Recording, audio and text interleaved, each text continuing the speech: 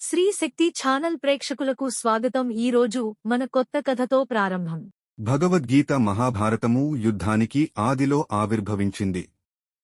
దాయాదులైన కౌరవ పాండవులు రాజ్యాధికారం కోసం యుద్ధానికి సిద్ధమయ్యారు. పాండవ వీరుడైన అర్జుననకు రథసారథి శ్రీకృష్ణుడు. యుద్ధానికి ఇరువైపు వారు శంఖాలు పూరించారు. అర్జునుని కోరికపై కృష్ణుడు రణభూమి మధ్యకు రథాన్ని తెచ్చాడు. అర్జునుడు ఇరువైపులా పరికించి చూడగా తన బంధువులు, గురువులు, స్నేహితులు కనిపించారు. వారిని చూచి అతని హృదయం వికలమైంది.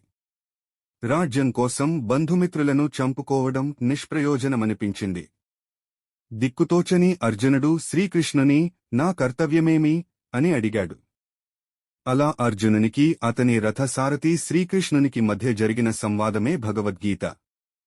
భగవద్గీత ఉపనిషత్తుల సారమని, గీతాపఠనం కర్తవ్య నిర్వహణకు, పాపహరణకు మార్గమని హిందువుల విశ్వాసం. కర్మయోగము, భక్తి యోగము, జ్ఞానయోగము అనే మూడు జీవన మార్గాలు, భగవంతుని తత్వము, ఆత్మస్వరూపము ఇందులో ముఖ్యాంశములు. భగవద్గీత పాఠ్ 68. శ్లోకాము. సత్వం సుఖే సంజేతి రజః కర్మణి భారత. జ్ఞానమావృత్య తు తమః ప్రమాదే సంజయత్యుత. అర్థము. ఓ అర్జున, సత్వగుణము జీవుని సుఖములలో నిమగ్నము చేయును. రజోగుణము కర్మలయందు నిమగ్నునిగా చేయును. తమోగుణము జ్ఞానమును కప్పివేసి ప్రమాదాదులలో ముంచును. శ్లోకాము. రజస్తమశ్చాభిభూయ సత్వం భవతి భారత. రజః సత్వం తమశ్చేవ తమః సత్వం రజస్తథా. అర్థము. ఓ అర్జున, రజస్తమోగుణములనచి సత్వగుణము వృద్ధి చెందును. సత్వతమోగుణములనచి రజోగుణము వృద్ధి చెందును. అట్లే సత్వరజో గుణములనచి తమోగుణము వృద్ధియగుచుండును. శ్లోకాము. సర్వద్వారేషు దేహేస్మిన్ ప్రకాశ ఉపజాయతే. జ్ఞానం యదా తదా విద్యాన్ వివృద్ధం సత్వమిత్యుత. అర్థము. శరీరేంద్రియములయందును అంతఃకరణమునందును చైతన్యము, వివేకశక్తి ఉత్పన్నములైనప్పుడు అతనిలో సత్వగుణము వృద్ధి చెందినదని గ్రహింపుము. శ్లోకాము. లోభః ప్రవృత్తిరారంభ కర్మణామసమః స్పృహ. రజస్యేతాని జాయంతే వివృద్ధే భరతర్షభ. అర్థము. ఓ అర్జున, రజోగుణము వృద్ధి అయినప్పుడు లోభము, ప్రవృత్తి, ప్రాపంచిక విషయములయందు ఆసక్తి, స్వార్థబుద్ధితో సకామభావముతో కర్మాచరణము, అశాంతి, విషయభోగములయందు లాలస మొదలగు గుణములు కలుగును. శ్లోకాము. అప్రకాశో ప్రవృత్తిశ్చ ప్రమాదోమోహ ఏవచ్చ. తమస్యేతాని జాయంతే వివృద్ధే కురునందన. అర్థము. ఓ అర్జున, తమోగుణము అధికమైనప్పుడు అంతఃకరణమునందును ఇంద్రియములయందును వివేకశక్తి నష్టమగును. కర్తవ్యకర్మలయందు విముఖత, ప్రమాదము అనగా అంతఃకరణమును మోహములు కలుగును. శ్లోకాము. యదా సత్వే ప్రవృద్ధే తు ప్రళయం యాతి దేహభృత్. తదోత్తమ విదాం లోకాన్ అమలాన్ ప్రతిపద్యతే. అర్థము.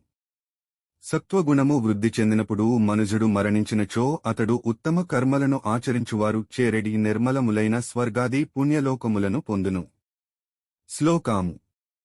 రజసి ప్రళయం గత్వా కర్మసంగిషు జాయతే. తథా ప్రలీనస్తమసి మూఢయోనిషు జాయతే. అర్థము. రజోగుణము వృద్ధి చెందినప్పుడు మృత్యువు ప్రాప్తించినచో అతడు కర్మాసక్తులైన మానవులలో జన్మించును. అట్లే తమోగుణము వృద్ధి చెందినప్పుడు మృతి చెందిన మానవుడు పశుపక్షి కీటకాది నీచయోనులలో జన్మించుచున్నాడు. శ్లోకాము. కర్మణః సుకృతస్యాహ సాత్వికం నిర్మలం ఫలం.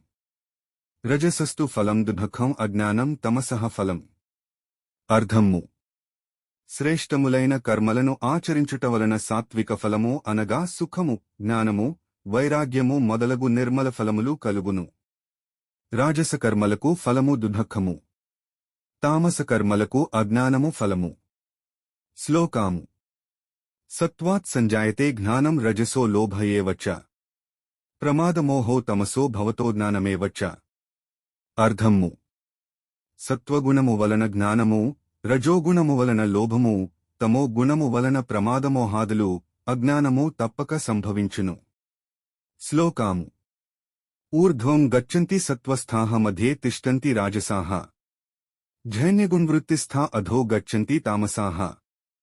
అర్థము: సత్వగుణస్థితులు స్వర్గాది ఊర్ధ్వలోకములకు పోవుదురు. రజోగుణస్థితులైన పురుషులు మధ్య లోకమునందే ఉందురు.